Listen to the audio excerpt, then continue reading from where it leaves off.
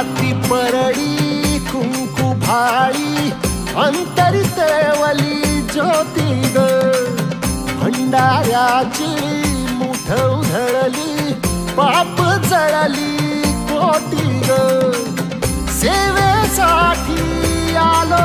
दुरुनी तूच जीवाचा जीव स्वामिनी होऊ दे मंगल आई ग हाती परडी कुंकू भाळी अंतरी तेवली ज्योती ग भंडाऱ्याची मुठ उधळली